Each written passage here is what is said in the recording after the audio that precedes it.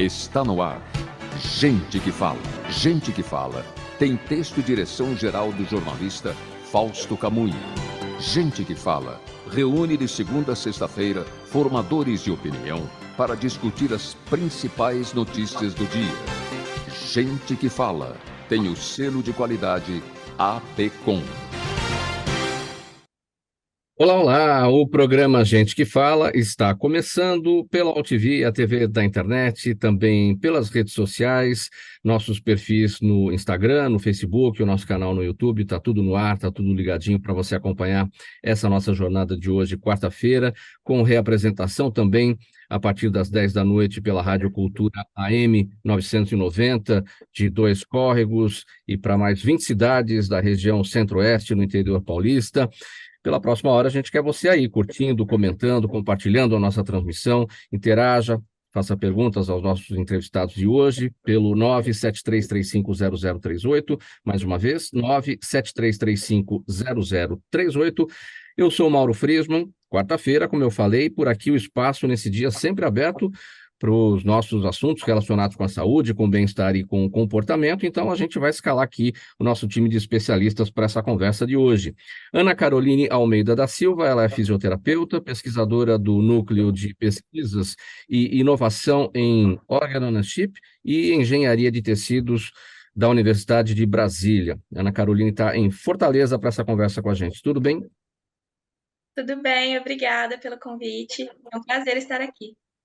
Bem-vindo, obrigado pela presença, Ana Caroline. Também aqui na nossa conversa, a doutora Tayla Amaral, cirurgiã digestiva e bariátrica, sócia proprietária da clínica Belite. Doutora Tayla, como vai? Tô ótimo, Mauro. Obrigada pelo convite. Espero poder colaborar com todos vocês nessa discussão de hoje. Obrigado pela presença. Também a doutora Bruna Baratella está aqui com a gente no nosso time de especialistas de hoje. A doutora Bruna é ginecologista, obstetra, especialista em sexologia e em nutrologia. Doutora Bruna está em Rondônia, tudo bem? Olá, tudo bem? Muito obrigada pelo convite. Obrigado pela presença. E também o doutor Enio Ziman, médico dermatologista, especialista em alergia e imunopatologia, sempre colaborando aqui com a gente. Doutor Enio, como estão as coisas? Bem-vindo, obrigado por colaborar mais uma vez. Tudo ótimo, eu que agradeço. Boa tarde aos ouvintes, boa tarde, Mauro, boa tarde aos colegas. Estamos sempre prontos. Vamos lá, então, ao nosso primeiro assunto aqui desta quarta-feira, para análise e para o debate de todo mundo aqui. Olha, o presidente Lula sancionou agora na segunda-feira a lei que amplia o direito da mulher de ter acompanhante nos atendimentos em serviços de saúde públicos e privados. Antes, a legislação previa que a mulher poderia ter um acompanhante durante todo o processo de parto, mas agora mudou a partir dessa lei. Esse direito foi ampliado para qualquer procedimento de saúde, como consultas e exames. O objetivo de tudo isso, dar uma resposta, claro, ao crescente número de denúncias sobre casos de violências e estupro. Doutora Bruna, eu começo com você a respeito desse tema. Ótima legislação, veio em boa hora, né? Já estava mais do que na hora. Sim, eu acho ela muito interessante mesmo, principalmente por conta do benefício da paciente, né? De ter, além dela ter um atendimento ali, às vezes a gente também encontra muitas pacientes que têm uma certa dificuldade também no entendimento na hora do atendimento. Então, é importante também o acompanhante, é importante elucidar todas as dúvidas, não só do paciente, mas também do acompanhante, né? Porque muitas das vezes é aquela pessoa que é cuidadora ou que está convivendo com a pessoa. Então, isso é extremamente interessante, a gente ter o acompanhante ali para estar agregando a consulta. Ao meu ver, essa lei foi muito interessante mesmo.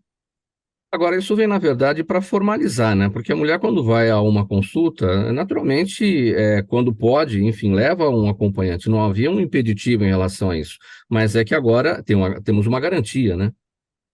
Exatamente, né? Bom, isso para mim também realmente é só um plus, né? Porque realmente eu sempre Para mim, como ginecologista, eu sempre faço muita questão que tenha um acompanhante, pela questão, assim, é uma exposição, né, da mulher ali, não só no trabalho de parto, como também na parte ginecológica, né? Eu abordo muito essa parte da sexualidade, então é interessante ter, por exemplo, o casal aqui para a gente conversar sobre todos esses pontos. É interessante, na hora do exame físico, ter esse acompanhante ali do lado, para que ele tenha uma segurança e uma certa tranquilidade também, e um maior entendimento de todo o procedimento que está sendo feito. Durante o atendimento, eu tento também fazer uma certa narrativa do que está acontecendo ali, para que seja feito aquele entendimento das duas partes, né, de todo o processo que está acontecendo. Isso acaba agregando muito a consulta e tranquilizando muito os pacientes, né? Então, é bem legal, isso eu gosto. Doutora Tayla, sua análise a respeito desse primeiro tema nosso aqui no programa Gente que Fala, a lei que amplia o direito da mulher a ter acompanhante em serviço de saúde. Mauro, eu vou te falar como uma pessoa que trata obesidade, né? A colega Bruna deu, de fato, a opinião dela, que é quem lida mais, acredito, com essa questão do acompanhante durante o procedimento, mas eu vou te trazer um pouquinho agora para a minha área, porque quando o paciente com obesidade ele vem à consulta, a maioria dos pacientes que eu trato hoje, que os cirurgiões bariátricos tratam, são mulheres. Então, acho que entra um pouquinho aí nessa lei, né? Pelo fato de 80% dos pacientes que a gente trata serem mulheres, muitas delas ainda vêm desacompanhadas, seja pelo estigma, seja pelo medo, seja por não saber que é extremamente necessário um acompanhante estar ali na consulta. Na minha área, muitas vezes o paciente ele vem muito ansioso pela mudança, né? Então, às vezes, durante essa ansiedade, a gente esquece algumas coisas depois da consulta. Então, é muito interessante, de fato, para mim, falando como cirurgiã bariátrica, ter essa lei como respaldo, né? Não só para mulheres, mas que para homens também que tratem, que queiram tratar a obesidade com uma cirurgia bariátrica. Porque, às vezes, a gente, durante uma consulta, a gente chega ansioso e a gente esquece depois o que aconteceu durante aquela consulta, e daí o paciente ele vem depois cheio de dúvidas. Então, até para o paciente que eu peço para vir à minha consulta, eu já oriento, olha, vem com a tua rede de apoio, vem com o teu familiar, ou até com aquele familiar que às vezes é contra, para a gente poder esclarecer as dúvidas, né? Às vezes a gente é contra algo que a gente ainda não conhece, né? Então, eu acho super válido agora a gente ter esse respaldo, né? Principalmente para nós mulheres. Na mídia, a gente viu atualmente, mais recente, grandes relatos, né, de abusos que se tornaram aí, infelizmente, uma manchete nacional. E acredito que com essa lei a gente consiga ter um respaldo maior de que agora sim podemos ficar um pouco mais tranquilos em relação a isso. Importante também, não é, doutora Tayla, a necessidade da conscientização dos homens em relação ao acompanhamento das mulheres, não porque ele pode ir, porque tem uma lei que permita isso para fazer o acompanhamento. Ele deve ir, né? Ele tem que acompanhar a mulher, se for um companheiro, um irmão, por exemplo, acompanhar para ajudar, dar o apoio, ouvir o que o profissional tem a dizer, como destacou aqui a doutora Bruna, não é? Exatamente, exatamente. Inclusive, durante a nossa anamnese, inclusive a gente entra um pouquinho aí na área da Bruna e pergunta também sobre sexualidade. Então, é importante que o casal, né, o marido acompanhe a esposa sim também, caso seja o marido o paciente, para que tudo flua, né, para que a rede de apoio entenda os processos da consulta, os processos do tratamento, como se dará aquele acompanhamento, e até porque, Maurício, traz uma segurança, né? Eu não quero que traga uma segurança só para o paciente, eu quero que a rede de apoio dele também se sinta segura em colocar o tratamento conjuntamente nas nossas mãos, né? Sim. Ana Caroline, sua percepção sobre esse tema? Bom, Mauro, eu achei imprescindível essa lei, né? Termos essa questão em lei, porque principalmente durante a pandemia a gente viu várias denúncias de mulheres que não podiam ter acompanhantes por questões mesmo de segurança, né? Tanto em momento de parto quanto em procedimentos médicos, né? Exames. E quando essa lei ela veio após muitas denúncias, né? De violência contra a mulher dentro de ambientes hospitalares, de questões de abusos contra as mulheres, e hoje eu vejo o quanto que é importante que a gente sancione essas leis para que os estabelecimentos de saúde eles também cumpram. E o mais interessante é que essa lei também diz, né, que em caso de segurança, como foi no caso da pandemia, essa mulher ela pode ser acompanhada por um profissional de saúde. Então, a gente garante com que essa mulher ela esteja acompanhada em todos os momentos. É imprescindível para que a gente consiga diminuir esses casos. É óbvio que na sociedade que a gente está hoje, né, a gente esperava que isso não fosse necessário, mas infelizmente é. Sim. Doutor Enio Ziman, sua percepção sobre esse tema? Acredito que o direito acompanhante sempre existiu, nem sempre foi respeitado. Mas o ideal é que realmente seja possível. Mas acho que é importante também o direito ao paciente não querer ser acompanhado, porque muitas vezes o exame médico é constrangedor. Eu atendo muitas vezes, inclusive, pacientes homens que precisam ser examinados, lesões genitais, precisam contar alguma coisa sobre como adquiriram e nem sempre querem estar acompanhados, querem, às vezes, uma certa privacidade. No mais, o acompanhante é até uma segurança para o médico, porque do mesmo jeito que a gente vê uma porção de denúncias, as denúncias podem ser exageradas, podem ser fantasiosas, então a presença do acompanhante nos protege também. Hoje nós temos um acompanhante que nem sempre é muito desejado, que é o celular filmando, né? Então eu já presenciei, e alguns colegas já relataram, do paciente entrar com o celular gravando ou filmando durante a consulta, e realmente é alguma coisa até um pouco constrangedora. No mais, mas, portanto, eu acho que desde que se avise, né, o famoso sorria, você está sendo filmado, não há problema.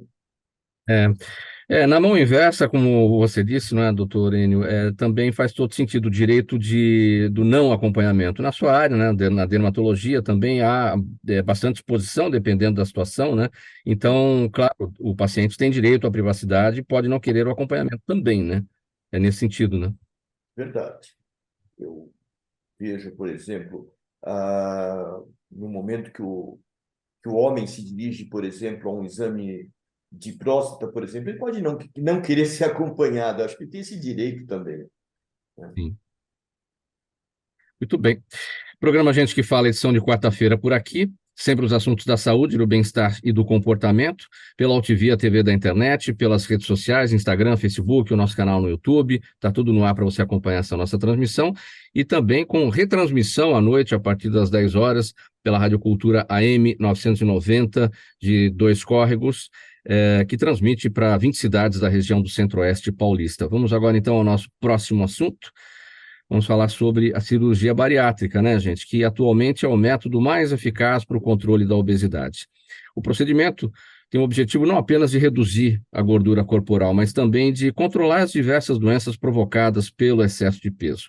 A bariátrica evoluiu muito nos últimos anos, muita coisa se tornou mais simples no procedimento, mais eficiente, mas ela sempre, claro, segue cheia de mitos que passam pela cirurgia em si, pelas consequências dela, riscos, métodos e pelo resultado final, né? Doutora Tayla, embora com toda essa evolução, né, por que a cirurgia bariátrica ainda tem tantos mitos ao redor dela? Mauro, primeira coisa é que a obesidade ainda é um mito, né? A obesidade ela ainda carrega muitos estigmas. Tem poucos pacientes que entendem ainda a obesidade como doença. Quando a gente tem uma doença crônica e que progride ao longo do tempo, e a gente entende que aquilo é crônico, né, a gente tende a procurar um tratamento e compreender de que aquele tratamento ele é para a vida, né? Eu acho que o grande estigma da cirurgia bariátrica hoje ainda é ver a cirurgia como um método fácil de emagrecer, né? Na verdade, não é isso que a gente quer trazer. O que a gente quer trazer, o maior foco da cirurgia não é a estética. Quando o paciente ele chega com esse, olha, eu quero emagrecer porque eu quero ficar bonita, de fato, o foco desse paciente está errado e a gente precisa que ele entenda isso. O foco da cirurgia bariátrica é melhorar a qualidade de vida, né? Através de mudança de hábitos alimentares, de resolução de comorbidades que podem ter sido acompanhadas em relação a esse ganho de peso, né? Então, acredito que hoje o grande mito da cirurgia, o grande estigma que ainda surge, Mauro, é em julgar o paciente que opta pela cirurgia bariátrica, porque muitas vezes quem julga não entende o processo, não entende o que aquele paciente passa tendo obesidade, as limitações que ele tem. Né? Às vezes o paciente com obesidade ele não consegue cruzar a perna, que para a gente que não tem é algo simples de fazer. Isso para ele pode ser algo muito difícil, muito complicado. Né? Tem pacientes que não se olham no espelho. Né? E todo esse estigma a gente precisa quebrar. Então, acho que a maior dificuldade hoje que a gente tenta mudar é essa visão cultural até que a gente tem sobre a obesidade e transformar isso em uma percepção de que é um problema de saúde sério e precisa ser tratado como tal.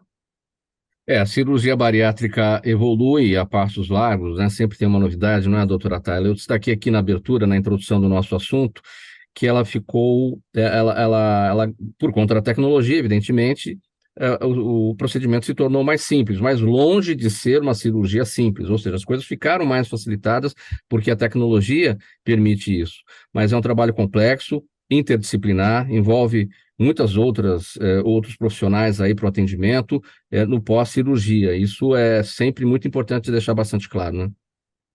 Exato. O tratamento da obesidade, como o tratamento de uma doença complexa, ela precisa ser multidisciplinar. Precisa ter o nutricionista, precisa ter o psicólogo orientando esse paciente, o endocrinologista, a fisioterapeuta, que está aqui também acompanhando a gente, né? Então, por ser uma doença complexa, a gente precisa se munir de armas para poder atacá-la de uma forma mais segura, né? E não adianta a gente fazer isso depois que operou.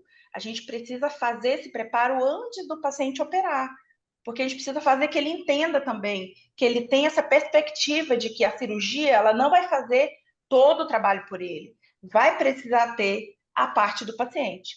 Né? E para a gente conscientizar esse paciente, ele passa por um programa de preparação com a equipe multidisciplinar para que depois da cirurgia a gente consiga atingir o sucesso. E a gente não quer um sucesso a curto prazo, a gente quer um sucesso a longo prazo. Né? Então, para isso, a gente precisa da aderência desse paciente ao tratamento, que ele entenda todos os processos a longo prazo também. Optar pela cirurgia bariátrica, como em muitos outros procedimentos, não é uma questão de querer. Eu quero fazer a cirurgia, é uma questão de poder. A pessoa precisa estar em condições de saúde, ela precisa, se tiver numa obesidade muito além, ela vai ter que fazer um trabalho inicial para poder ter a segurança do procedimento, né? Tem toda essa visão. Exatamente, exatamente. Pacientes com super obesidade, que a gente chama pacientes com IMC acima de 60, a gente sempre orienta uma perda de peso obrigatória nesses pacientes. Para quê? Para que eu reduza o meu risco cirúrgico. Infelizmente, a gente não chegou naquele nível de que o risco das cirurgias seja um zero. Acho que talvez a gente nunca alcance isso. Né? Mas, como você bem falou, a cirurgia bariátrica ela foi se tornando mais simples, entre aspas. Por quê? Porque a tecnologia vem melhorando e o treinamento das equipes também vem melhorando. Né? Hoje, uma cirurgia bariátrica, que antigamente era feita de forma aberta, ficava o paciente internado quase uma semana, ficava com dreno, ficava com sonda, hoje a gente consegue dar alta para esse paciente em 24 horas através de uma cirurgia que é feita por pequenos orifícios, quase imperceptíveis, e uma cirurgia que dura em torno de 40 minutos a 1 hora. Né? E por que a gente alcançou isso? Porque a gente está andando ao lado da tecnologia. Né? A gente não pode ficar aquém daquilo que está sendo desenvolvido. Né? Então, com esse treinamento, a gente consegue, de fato, estabelecer uma recuperação mais rápida para o paciente. E, claro, a perda de peso pré-operatória, ela é obrigatória? Ela não é obrigatória, lógico. Ela é recomendada. Porque quando o paciente ele perde peso antes de operar, ele diminui o risco da cirurgia bariátrica. Né? Então, como nenhum risco vai ser zero, né, a gente se aproxima muito desse índice quando a gente tem todo esse cuidado na preparação do paciente. Todas as áreas presentes aqui hoje têm tudo a ver com esse procedimento, né? Então vamos girar esse assunto, não é, Ana Caroline? A fisioterapia tem muito a ver com isso, especialmente para aqueles pacientes que, por exemplo, por conta da obesidade, enfrentaram problemas aí de mobilidade e vão precisar da fisioterapia. Exatamente, como muito bem a doutora Tayla pontuou, a fisioterapia, ela entra junto com uma equipe multidisciplinar para esses pacientes, no pré-operatório e no pós-operatório também. E no pré-operatório a gente tem aquele objetivo, né, de otimizar as capacidades pulmonares para que esse paciente diminua os riscos dele, né? E no pós-operatório, principalmente, a gente visa tentar fazer com que esse paciente se adapte às novas demandas físicas e metabólicas depois da cirurgia bariátrica. E é importantíssimo que ele faça esse acompanhamento. Às vezes a gente pensa que não, vou só fazer consulta com médico, só acompanhamento com cirurgião, mas não, o ser humano, ele é complexo em si, então não tem como a gente tratar um ser humano apenas com uma área. É importante a integração de todas as áreas, e claro, a gente sempre conversa com a equipe da cirurgiã, a gente sempre conversa com a médica que acompanha, com outros profissionais de saúde, para que a gente juntos possa traçar o melhor tratamento para aquele paciente. Doutor Enio, o paciente bariátrico invariavelmente vai precisar do apoio do cirurgião plástico, vai precisar do apoio também do dermatologista, né?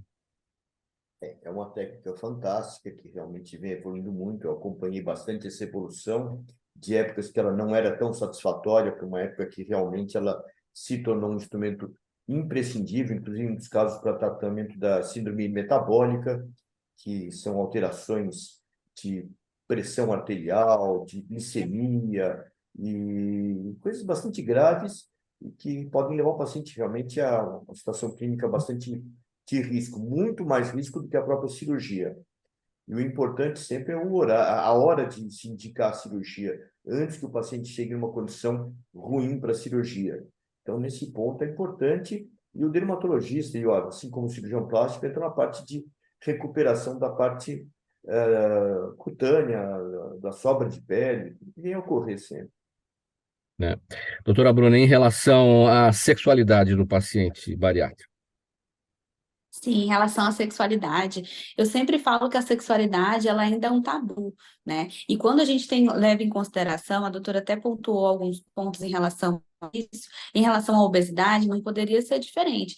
Até porque existe uma desconexão, eu sempre falo isso para os pacientes, é uma desconexão cerebral que acontece ali, porque a pessoa simplesmente, ou ela não se reconhece mais daquela forma, ou ela não se aceita daquela forma, não no sentido de se aceitar, mas ela está insatisfeita com o que ela vê. Então, isso acaba gerando uma desconexão com o próprio corpo. E a mulher, dando o exemplo da mulher, ela tem muito esse efeito subjetivo em relação à sexualidade.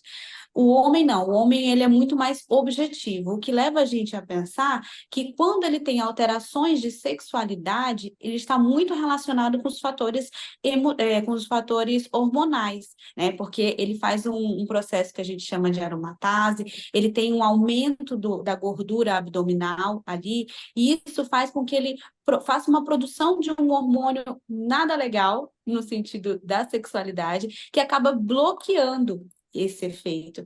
Então, eles têm uma diminuição da libido, eles têm uma dificuldade de ereção, né? Então, eu sempre falo, o homem e a mulher, na parte da sexualidade, é um equilíbrio. A gente foca muito, né, na mulher, mas o homem também, eu tenho muita empatia nessa parte, quando eu atendo homens, essa parte da sexualidade, até porque, primeiro, eles sempre vêm para mim pela nutrologia, né? Eles vêm e falam assim, doutor, eu estou querendo emagrecer, e sempre na minha anamnese eu sempre pergunto, mas me conta um pouco, como que está a sua parte sexual, como que está com a esposa, como que estão os seus fatores emocionais, e sempre eles, então, você sabe que agora que você está falando, tem sempre uma queixa referida. E os pacientes com obesidade, eles têm muito mesmo esse padrão, sabe? É um padrão que a gente precisa resgatar, sabe? A influência hormonal está extremamente prejudicada por conta da obesidade, né? Então, assim, a sexualidade, ela realmente é bem comprometida nesse aspecto.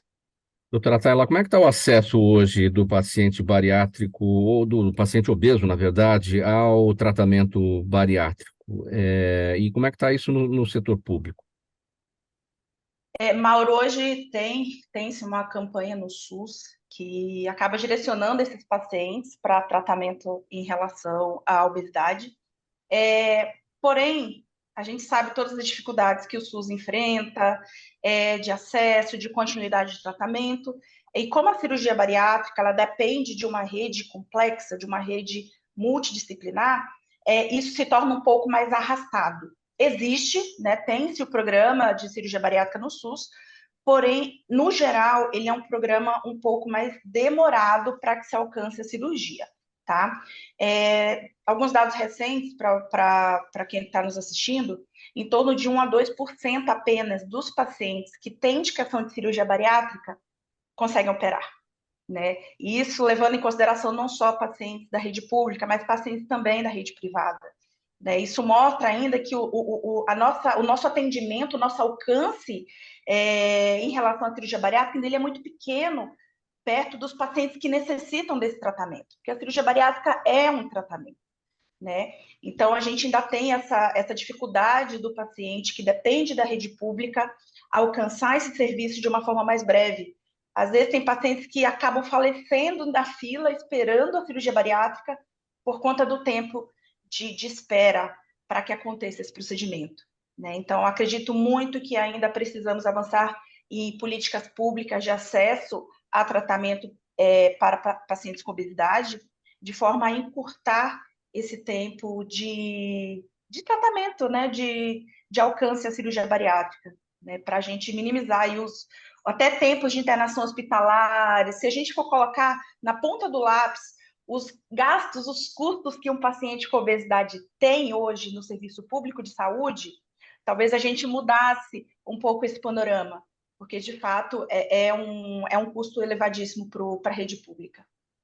E para a gente fechar esse tópico, doutora Tayla, qual é o índice de sucesso da cirurgia bariátrica? Sucesso no sentido de aquele paciente que foi consciente em relação a tudo e levou a sério o pós, e, enfim, porque não adianta depois voltar a querer voltar a ter a vida normal que tinha antes, né? Tem todo um trabalho a ser feito posteriormente e o resultado está ligado diretamente a isso.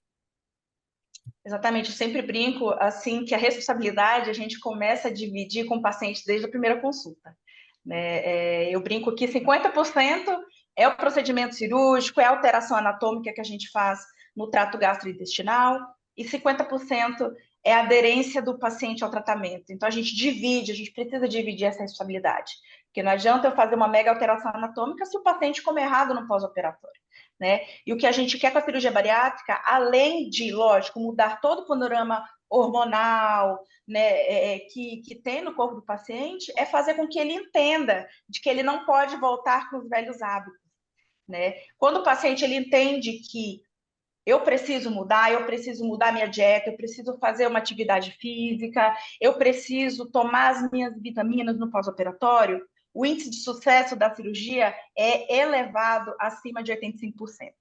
Tem aqueles pacientes que reganham peso, é um fato, isso a gente não pode negar, mas se a gente for pegar os pacientes que reganharam peso no pós-operatório, a gente verifica que mais de 80% deles atingiram o peso ideal no pós-operatório, tá?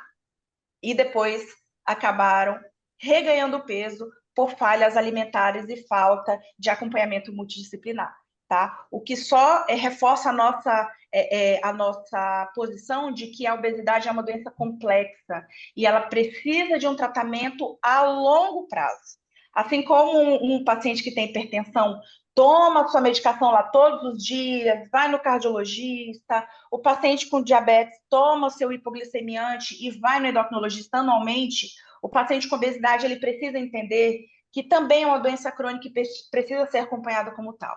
Quando a gente conseguir essa conscientização, posso te dar toda a certeza, Mauro, de que a aderência à cirurgia bariátrica ela vai mudar de perspectiva, porque vai mudar a mentalidade dessas pessoas. Programa Gente que Fala, edição de quarta-feira, com os assuntos da saúde, do bem-estar e do comportamento, pela UTV, a TV da internet, também pelas redes sociais, Instagram, Facebook e o nosso canal no YouTube, e pela Rádio Cultura AM 990 de Dois Córregos, a Rádio Cultura que transmite para 20 cidades no Centro-Oeste paulista. Próximo tema aqui para a gente tratar, olha, gente, endometriose, difícil de falar, né? Infecção urinária, ovários policísticos, miomas. Os problemas ginecológicos são muito variados, são muito diversos, e por serem causados por estresse ou por hábitos de vida, nem sempre a solução está nos medicamentos. O que muitas mulheres não observam é que as práticas alimentares influenciam e muito as partes mais delicadas do corpo, não é, doutora Bruna? E até mesmo os alimentos saudáveis podem afetar diretamente para o bem e para o mal a saúde íntima feminina, certo? Exatamente, sabe? Isso foi uma das. Sempre me perguntam, né, por que que eu resolvi fazer essas especializações depois que eu já tinha feito a minha residência de ginecologia e obstetrícia. Primeiro que durante a minha residência de ginecologia e obstetrícia, eu vi muito a necessidade de abordar um pouco mais e tentar compreender um pouco mais essa questão da sexualidade, né? Isso para mim é muito importante. Até porque algumas pacientes vêm só com essa queixa, né? Só com alterações da sexualidade. Isso eu não digo só por diminuição da libido, mas eu digo pela dor na hora da relação também e outros fatores também. Então, quando eu comecei a minha prática ambulatorial e até mesmo cirúrgica, eu comecei a perceber algumas alterações e algumas doenças que, com o tratamento convencional, eu não poderia ter uma boa resolução e uma melhora de fato dessas pacientes. Foi aí então que eu comecei a fazer nutrologia. Quando eu comecei a fazer nutrologia, eu percebi que a maioria, posso dizer, praticamente todas as doenças que existem estão totalmente relacionadas com o nosso hábito de vida, né? O que a gente vai fazer e proporcionar para o nosso corpo. O exemplo, por exemplo, da endometriose, a endometriose, por muito tempo, ela foi um acometimento que só poderia ser resolvido de forma cirúrgica. Só teria que tirar o útero e pronto. Mas se a gente for parar para pensar no mecanismo da endometriose, porque a endometriose ela é uma doença crônica, inflamatória, imunológica e psicológica, porque é um tecido de dentro do útero, do endométrio, que sai do útero e vai para fora, para a parede abdominal, para a parte superficial ali de fora do útero, trompas, ovários, ligamentos, intestino, bexiga. Então, ela tem um acometimento ali em toda a parte do abdômen. E isso faz com que o corpo não reconheça aquela célula, porque de fato ela não é dali. Então, ela provoca um processo inflamatório, que logo depois de imediato tem um processo imunológico ali. Logo, as pacientes que têm endometriose, elas têm um acometimento de dor, que é muito frequente. Então, imagina só, uma pessoa que tem dor durante a relação sexual, que tem dores abdominais fortíssimas, cólicas menstruais, bom humor ela não vai ficar. E disposta para uma relação sexual, muito menos. Então, uma coisa intercala com a outra.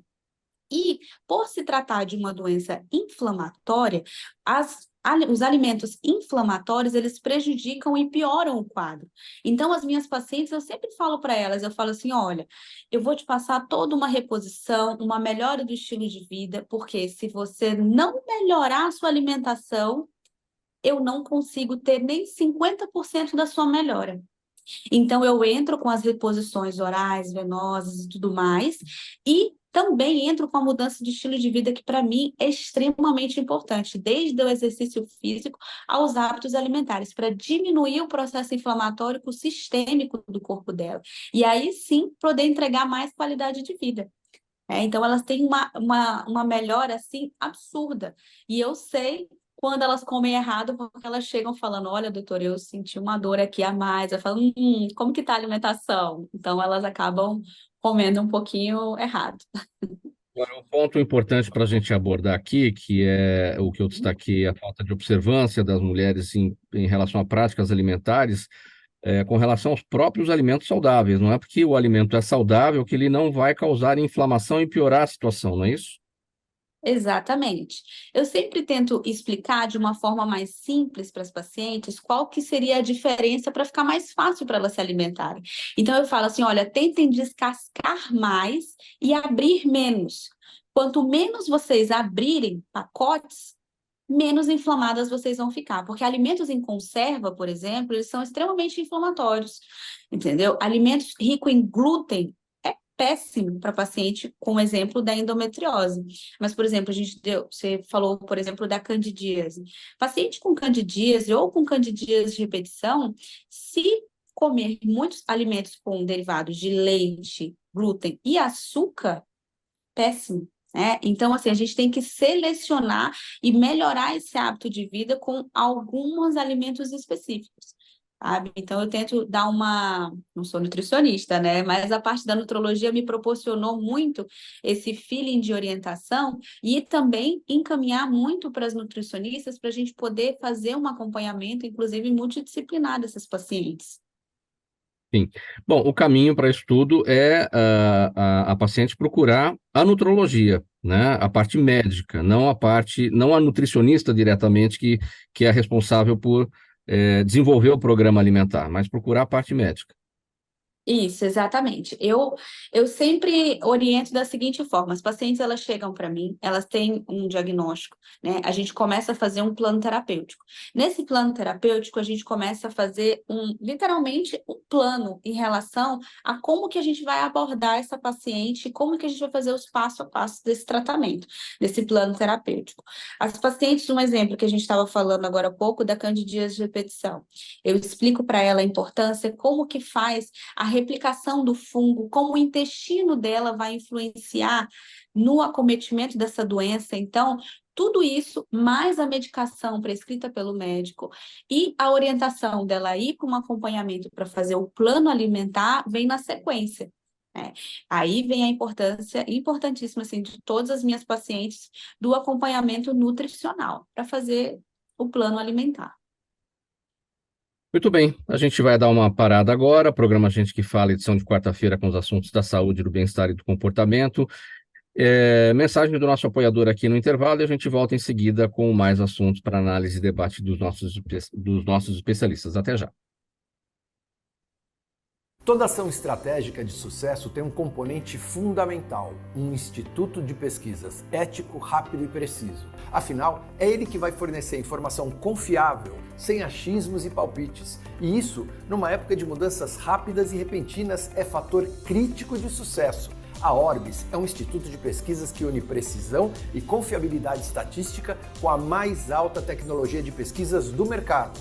Tem inteligência artificial, robótica, big data, entre outros recursos, para que você tenha uma informação correta, confiável, com o menor custo e no menor tempo possível. Na sua próxima ação, seja ela corporativa ou política, comece pela Orbis, porque com a informação correta você vai mais longe, mais rápido e com mais segurança.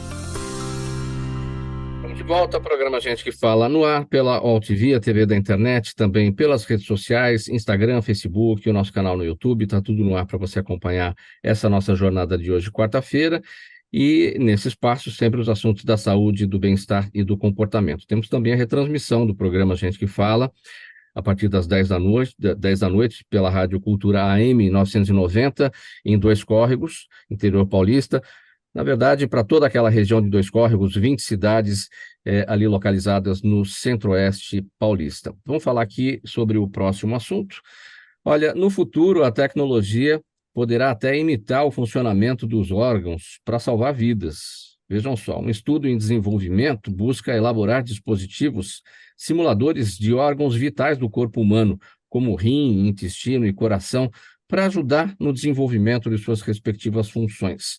A Organ on a Chip é uma estrutura mecânica em miniatura que usa um conjunto de chips para replicar funções dos órgãos e possui até canais por onde circulam os fluidos do corpo e em que são depositadas células vivas. Como é que isso tudo funciona, Ana Caroline? Como é que se traduz Organ on a Chip, essa estrutura mecânica? Bom, Mauro, organ on chip, né? São órgãos em chip.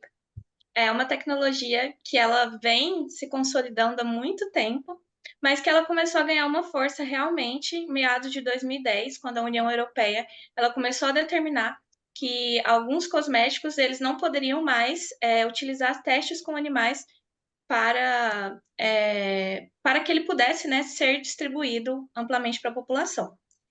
E desde então, vários ativistas e até próprios cientistas, né, eles veem o quanto os testes com animais, eles não trazem uma boa eficácia. Existem alguns estudos que mostram que a taxa de eficácia de testar determinado composto ou fármaco em animais é apenas de 5 a 10%.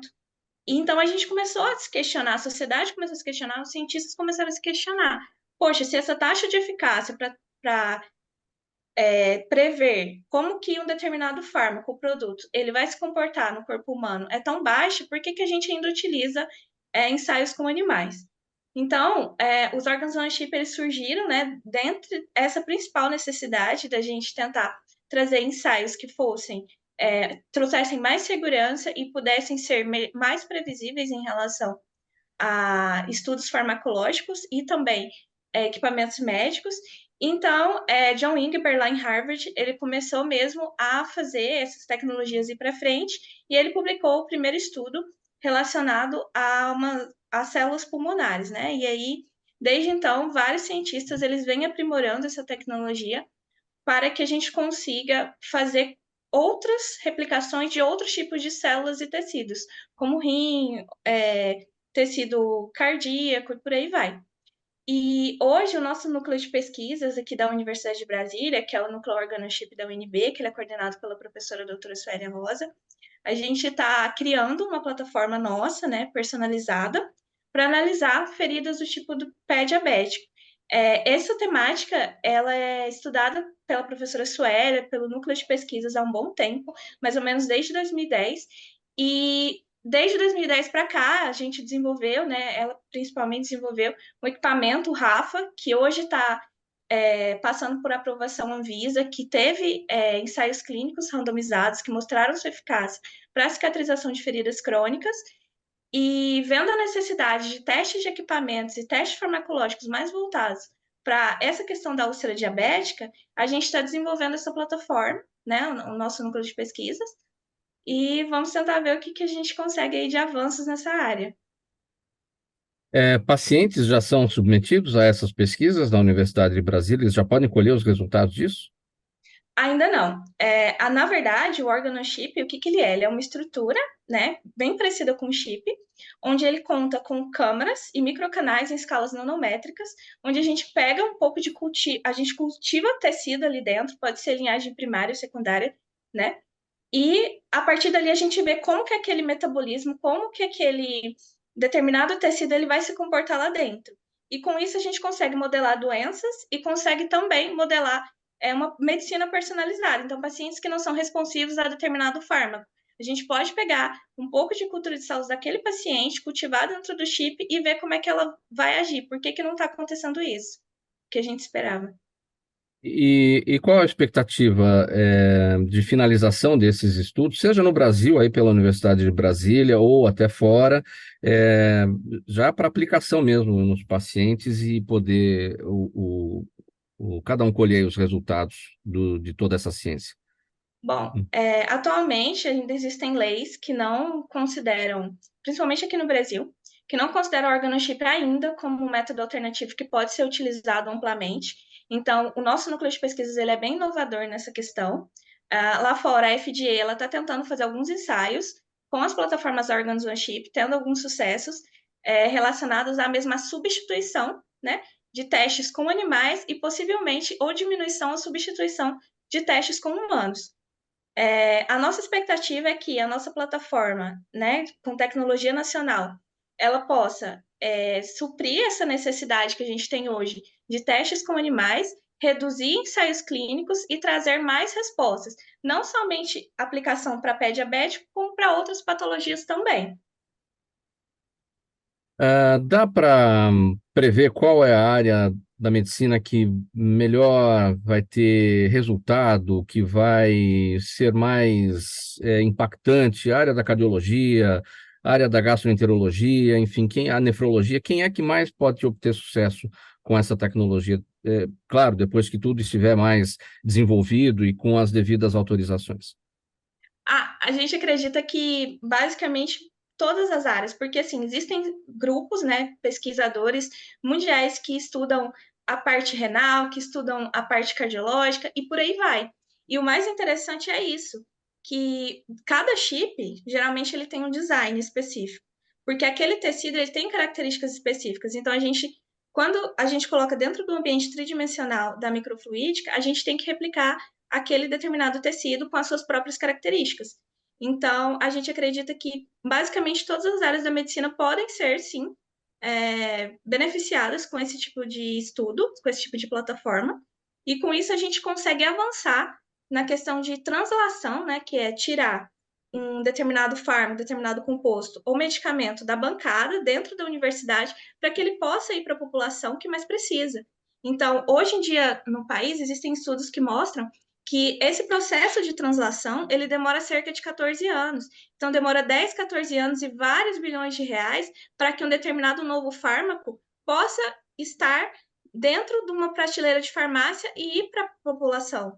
E com o organochip, a gente vai conseguir prever melhor se aquele fármaco realmente ele tem os efeitos que a gente espera, a gente consegue ver a questão da dosagem melhor e também fazer com que esse processo ele seja avançado de forma muito mais rápida e menores custos também. É. Uma das grandes expectativas de todo mundo é em relação a essa área da neurologia, das demências, né? Com o avanço da idade, a longevidade, né, de cada um de nós, essas doenças degenerativas dos neurônios, né, estão cada vez mais presentes, né? Será que a gente pode encontrar aí um caminho de prevenção de Alzheimer, de Parkinson e tantas doenças neurodegenerativas? Sim, existem vários grupos que pesquisam nessa área, né? Principalmente porque dentro desse ambiente biomimético, né, em microescala, a gente consegue visualizar como que o determinado tecido, como que os neurônios eles agem, como que os biomarcadores, os fármacos eles agem, e dessa forma a gente consegue prever fatores relacionados ao surgimento de doenças. Então, é uma tecnologia que ainda está avançando, apesar de estar sendo estudado desde mais de 10 anos atrás, né? Mas, ainda assim, é um pouco recente, mas ela está avançando rápido. A gente acredita que com ela a gente vai conseguir prever melhor o comportamento das doenças, prever melhor a questão de trazer fármacos para a população e também equipamentos médicos. Uma parte da nossa grande inovação é essa questão de testar equipamentos médicos dentro do organochip. Então, a nossa plataforma que a gente está desenvolvendo, ela é voltada justamente para isso. A nossa equipe é de engenharia biomédica e a gente está totalmente relacionado a essa parte. Vamos torcer para ter bom investimento para isso, né, Ana Caroline? Qual é o dinheiro público nisso? Na verdade, a gente está sendo patrocinado, né, pela Fundação de Apoio à Pesquisa do Distrito Federal e pela Finatec também. E graças aos nossos apoiadores, nós estamos conseguindo desenvolver essas pesquisas, né, conseguir maiores avanços e acreditamos que em breve vamos ter bons resultados. Muito bem, parabéns aí para vocês no trabalho na Universidade de Brasília e, enfim, para todo mundo que está atuando nisso, no Brasil ou fora daqui, enfim, grandes novidades aí em breve, tomara, né? Vamos passar para o próximo assunto aqui no programa Gente que Fala. Olha, a pele é o maior órgão do corpo humano, possui múltiplas funções que vão da proteção física e térmica até a imunológica. A pele se modifica desde o nascimento até a velhice, e aí a gente consegue, por conta dessa modificação, até indicar a idade de uma determinada pessoa, né? Além disso, há fatores que aceleram a flacidez, as rugas e manchas, como a baixa hidratação, a má alimentação, a poluição, fumo, álcool, estresse, sedentarismo e principalmente a exposição sem proteção solar. Doutor Enio Ziman, a idade da pele não quer dizer necessariamente, ou a aparência da pele não quer dizer necessariamente a idade da pele, né? Realmente, a aparência pode não refletir, assim como o envelhecimento da pele pode não ser proporcional ao envelhecimento cronológico. Uma pele bem cuidada pode se apresentar muito bem em diversas fases da vida, na tal da terceira idade, né?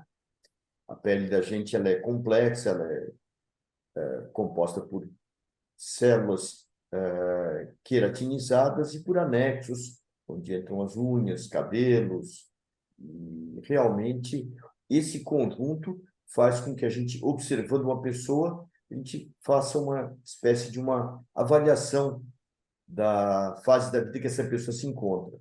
A gente olha uma pessoa que tem os cabelos brancos, imagina que tem uma certa idade, embora existam pessoas que têm cabelos brancos aos 20 e poucos anos, né? E existem pessoas que não tenham cabelos brancos aos 50, 60, mas são indícios. A gente olha a distribuição de pelos, a implantação dos cabelos,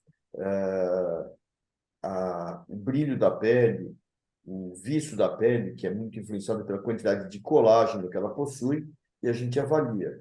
E realmente a pele é sustentada por um subcutâneo, por uma estrutura muscular por baixo. Então, a boa saúde ajuda a ter uma boa pele, e uma boa pele vai ajudar a ter uma boa saúde. Mas não há consciência em relação a isso, né? Quando as pessoas olham para o espelho e veem, nossa, mas tem alguma coisa errada, elas não exatamente sabem o que foi que levou aquilo, porque não estão prestando atenção nisso, né? Bom, como a maioria dos problemas que a gente tem de saúde ou não, existe uma variação muito intensa. Existem pessoas que se preocupam em excesso, existem pessoas que que não se preocupam praticamente. E, logicamente, o ideal está no meio, né? Eu acho que a gente tem que realmente se preocupar com a nossa saúde de uma forma global, uma boa alimentação, bons cuidados, usar protetor solar, alimentos que não sejam extremamente calóricos, alimentos que forneçam as calorias necessárias. Então, tudo exige um equilíbrio. O equilíbrio sempre é o melhor. Naturalmente, as mulheres cuidam mais da pele do que os homens, seja por vaidade, seja por uma maior conscientização em relação aos cuidados com a pele. Os homens têm mais problemas quando aparecem no seu consultório, e aí relacionados a esses fatores, por exemplo, que eu destaquei aqui, o fumo, o álcool, porque isso está mais presente mesmo na vida do homem. Realmente, não há dúvida que as mulheres se cuidam melhor do que os homens. Porém, elas cuidam melhor dos homens delas e dos filhos delas do que delas mesmas. Então, realmente, há uma necessidade de uma certa parceria nesse ponto. Eu acho que realmente o homem tem seus problemas de pele, assim como a mulher tem também. A característica da pele do homem, a própria testosterona, protege muito a pele, mas muitas vezes, por proteger, deixa passar a hora ideal de intervir. Então, com muita frequência, o homem chega ao consultório trazido pela esposa. Olha, ele tem esse problema, esse e esse. E ele olha assim para ela com aquela cara de que fala, escuta, fica quieta, isso não está me incomodando, não quero fazer tratamento. Não, não, mas tem que tratar mesmo, isso vai te dar problema para frente. Então, realmente, existe uma necessidade de uma colaboração. E a indústria cosmética, ela está voltada para ambos os sexos? Ela está, porque antigamente era uma coisa mais para a mulher mesmo. A indústria cosmética está olhando mais, o homem está interessado nos produtos? As indústrias, em geral, olham os seus lucros. E, realmente, a indústria cosmética vê nesse campo um campo a ser explorado. Se eu estou ganhando X com as mulheres, eu posso ganhar 2x se os homens consumirem tanto quanto as mulheres. Então, a indústria tende a olhar para esse lado, estimular esse lado. Nem sempre esse lado reage da forma ideal. Normalmente, como a gente falou, que a mulher se cuida melhor e a mulher também investe mais. Muitas vezes o homem não quer gastar dinheiro e tempo com tratamentos estéticos. Mas isso é uma coisa que está mudando muito, tá praticamente invertendo. Realmente, muitas vezes o homem, por ter uma facilidade maior de controlar a finança da casa, acaba invertendo isso, acaba realmente investindo mais nisso. Mas continua insistindo que o ideal é o equilíbrio. Quando um determinado problema de pele tem a ver com um fator externo, a poluição, por exemplo, e quando tem a ver com algum problema de saúde e que está afetando a pele, doutor Enio? Sempre essas coisas são multifatoriais. Hum. Sempre os fatores externos vão levar ao envelhecimento da pele, o contato com o sol, com o vento, a própria limpeza da pele, à medida que protege a pele da sujeira, da oleosidade, tira a camada de defesa, altera a chamada microbiota, que é muito importante. A gente tem micro-organismos que vivem na nossa pele é populada e que são muito importantes na defesa da pele e no aspecto saudável da pele. A gente utiliza hoje muito de probióticos e de pré-bióticos que fazem com que a pele tenha uma biologia saudável e que propiciam uma saúde cutânea. A dermatologia, doutor Enio, e os seus procedimentos, né, também tem avançado a passos largos aí por conta da tecnologia. Hoje, muitas coisas podem ser feitas dentro do próprio consultório do dermatologista, né? Antes, não, tinha que fazer alguma coisa em hospital, uma internação eventual. Hoje está uma situação bem mais favorável para isso também. Sim, porém, sempre mantendo a segurança. Existem procedimentos que realmente estão ao alcance do consultório e existem procedimentos que devem ser feitos preferencialmente em âmbito hospitalar. Sempre a preocupação é com segurança, mas a quantidade de procedimentos feitos em consultório aumentou muito e esses sim feitos com toda a segurança do mundo. Gente, olha, perguntas da nossa audiência, uma para cada um aqui. Eu vou pedir bastante brevidade para a gente cumprir com todas elas aqui. E eu começo, o doutor Enio está falando. Então eu vou aqui com a Camila Gouveia. A doutora Enio, ela está na ONTV acompanhando a gente e ela pergunta se hiperidrose é permanente.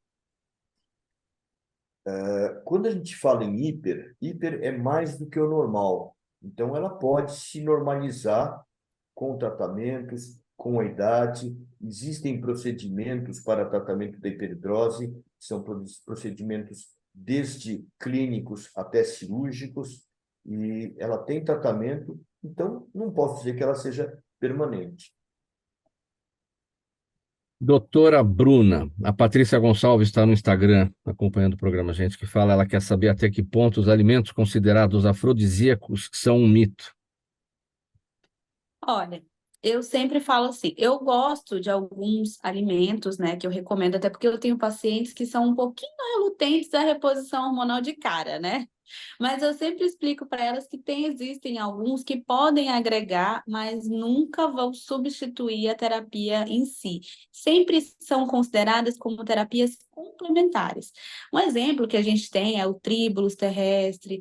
Pacientes quando está entrando na menopausa, ou tá até mesmo na transição, a gente pode fazer o uso da amora, que ajuda muito. Ela tem um padrão ali muito parecido com o estrogênio, né, no nosso corpo, que é um tipo de hormônio feminino, mais predominantemente na mulher. Então, assim, existem algumas medicações, e algumas medicações que eu digo assim, algumas plantas maravilhosas que a gente pode usar ao nosso favor, mas nunca a gente pode usar ela como uma substituição. Realmente eu considero um mito quando a pessoa fala assim, não, é possível a substituição apenas com produtos naturais. Então, isso eu realmente não recomendo, mas eu recomendo que possa ser feita, sim, uma terapia complementar, tanto da parte dos fitoterápicos, quanto da parte dos chás, da parte das medicações que podem apimentar, algumas plantas que podem apimentar ainda mais a relação. Tudo que Agora, complementa é bom.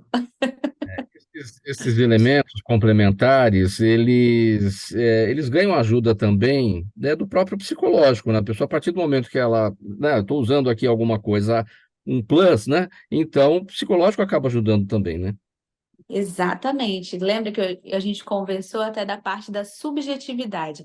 Quando eu digo a parte subjetividade, eu estou falando da parte emocional, né? E a sexualidade, ela é extremamente emocional e extremamente psicológico também, né? Assim, mais de 90% eu posso chegar a falar que é responsivo dessa forma. A mulher, vou dar um exemplo, se você acorda de manhã e dá um bom dia para uma mulher que ela não achou legal, acabou.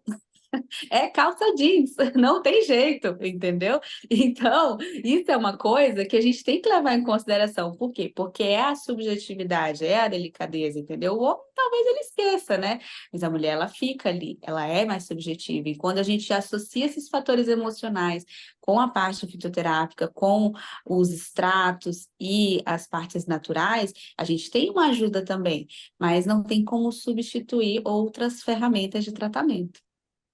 Ana Caroline, a Larissa Gaion está no YouTube e pergunta: um órgão criado por essa tecnologia, pelo órgão nanachip, né? Pode ter uma menor rejeição do corpo hospedeiro do que um órgão de uma outra pessoa? Ela foi bem além agora em a criação de um órgão a partir do órgão nanachip. Ah, bom, essa questão de criação de órgãos ainda não é um alvo, né, de estudos do organochip. É realmente a gente replicar uma determinada cultura de células de um órgão já existente e ver como é que ela vai agir. Pode ser sim que futuramente a gente tenha essas aplicações, mas por hora é mesmo ver como é que as patologias agem, ver como é que a farmacologia age dentro daquele ambiente biomimético. Legal. Dada a resposta, então, aqui para a Larissa, a gente vai para o Rodrigo Monteiro, ele está no Facebook. Doutora Tayla, há alguma restrição alimentar para quem passou por uma cirurgia bariátrica? Sim, Mauro, existem algumas adaptações da dieta, tá, para quem fez a cirurgia bariátrica, justamente para deixar esse pós-operatório mais confortável, né? Geralmente, durante os 7 primeiros dias, o paciente ele fica com uma dieta mais restrita, à base de líquidos, né? E após esse período, a dieta vai sendo incorporada de consistência até que ele atinja a alimentação habitual do dia a dia, né? De forma mais saudável possível, logicamente. Né? Mas sim, é feita uma adaptação da dieta para que o pós-operatório se torne bem mais confortável. Por isso, o acompanhamento nutricional também é fundamental. Muito bem, vamos para as despedidas de cada um. Doutora Tayla está com a palavra. 5 segundos, sua despedida e seus canais. Gostaria de agradecer basicamente a minha família, a Deus, por estar aqui. Quem quiser me acompanhar nos meus canais, @doutora DRA Tayla Amaral, né? Estou no Instagram e no Facebook e fico aberta aí às diversas dúvidas que possam surgir. Ana Caroline, despedida e canais, 5 segundos. Muito obrigada, pessoal, principalmente pelo convite. Obrigada aos membros do Núcleo Organochip. Quem quiser me seguir é @CarolineAlmeida_S, com K. Doutora Bruna, sua despedida e canais, 5 segundos. Agradeço a todos pelo convite, principalmente também quem assistiu, a minha família e todos os colaboradores aqui presentes. Meu Instagram é DRA Bruna Baratella. Tenho tanto Instagram quanto blog, quanto o Facebook, disponível também para esclarecer qualquer dúvida que venha a surgir. Muito obrigada. Obrigado, doutora Bruna. Doutor Enio, a chave do programa em suas mãos. Pode fechar. Muito obrigado mais uma vez pela participação, mais uma vez um programa esplêndido, resolvendo muitas dúvidas das pessoas. Parabéns, Mauro, pelo programa, parabéns à emissora e os meus contatos, dermatoenio@gmail.com.br e @dermatoenio. Dermato Enio no Instagram.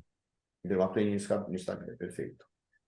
Muito bem, então ponto final aqui nessa edição do programa Gente que Fala de hoje, de quarta-feira, e os assuntos da saúde, do bem-estar e do comportamento desfilaram por aqui, com a Ana Caroline Almeida da Silva, fisioterapeuta, pesquisadora do Núcleo de Pesquisas e Inovação em Organochip e Engenharia de Tecidos da Universidade de Brasília, a doutora Tayla Amaral, cirurgiã digestiva e bariátrica, sócia proprietária da Clínica Belite, doutora Bruna Baratella, ginecologista e obstetra, especialista em sexologia e também nutrologia, doutor Enio Ziman, médico dermatologista, especialista em alergia e imunopatologia. O programa Gente que Fala é sempre realização da ABCom, a apresentação é minha, Mauro Friesman, pauta e redação Pedro Esquiavon, Zenilda Salvato, nossa diretora de produção, jornalista Fausto Camunha, nosso diretor-geral, você do outro lado, espectador, você ouvinte, a razão da nossa presença aqui todos os dias. A gente volta amanhã, quinta-feira, com mais edição do programa Gente que Fala. Um abraço, tchau, até lá.